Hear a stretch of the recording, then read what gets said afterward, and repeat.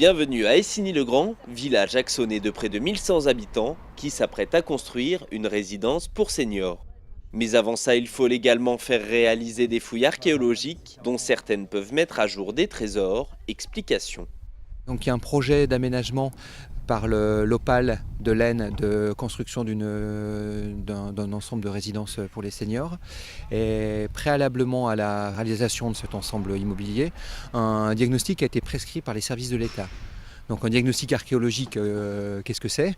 Ça consiste à la réalisation de tranchées avec une pelle mécanique tous les 20 mètres pour voir si on découvre des vestiges archéologiques au fond de ces tranchées. Le processus est relativement clair, c'est écrit au niveau de la loi. On a effectivement une première phase de diagnostic qui permet de repérer la présence ou non de vestiges archéologiques. Suite à ce diagnostic, il y a un rapport qui est rédigé par la personne qui a réalisé le diagnostic. Aux yeux de ce rapport, les agents de l'État vont être à même de pouvoir juger de la suite à donner. Alors si on ne trouve rien, on en reste là et l'aménageur peut entreprendre ses travaux. Si on a des vestiges archéologiques sont apparus, plusieurs cas de figure peuvent apparaître, soit effectivement on a des choses qui sont vraiment archi exceptionnelles, mais c'est vraiment très très rare, auquel cas on pourrait demander à l'aménageur de revoir son projet pour essayer de ne pas détruire les vestiges, mais ça, comme je le dis, c'est très très rare. Dans la plupart des cas, ce qui va se passer, c'est que si le maître d'ouvrage souhaite poursuivre son projet, on va lui demander de réaliser une fouille archéologique pour que tous les vestiges qui ont été découverts puissent être fouillés avant d'être détruits.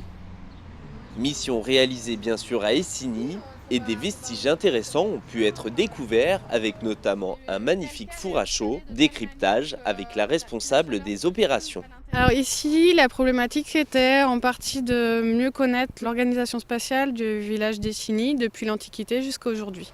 Donc on a la voie antique Soissons-Saint-Quentin qui est juste derrière nous et on a l'opportunité de pouvoir vérifier l'organisation du village. En particulier, on a trouvé beaucoup de fosses, fossilos, qui sont des signes d'un habitat. Du coup, voilà, on a les indices maintenant concrets d'une occupation d'Essigny depuis l'Antiquité jusqu'à l'époque contemporaine. Ah, voilà, avec une succession des habitats. On a un léger hiatus pour le haut Moyen-Âge, mais voilà, autrement, depuis l'Antiquité jusqu'à aujourd'hui, Essigny a été habité et la route polarise l'habitat depuis l'Antiquité.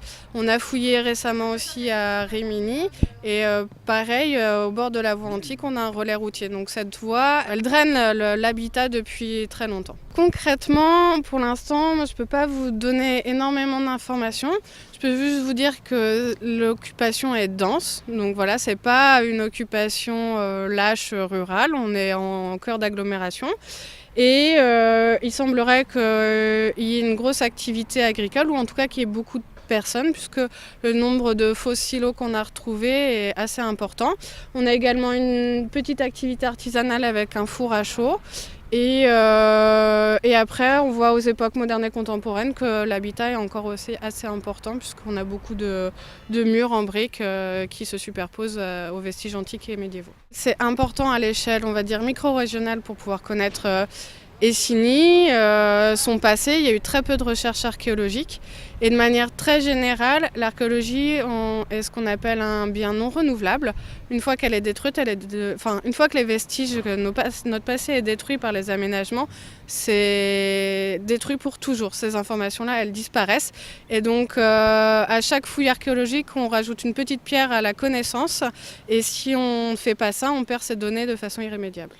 Les vestiges d'Essigny vont donc pouvoir être sauvegardés grâce aux photos et autres mesures prises par les archéologues, une manière de construire le futur en préservant de manière efficace le passé.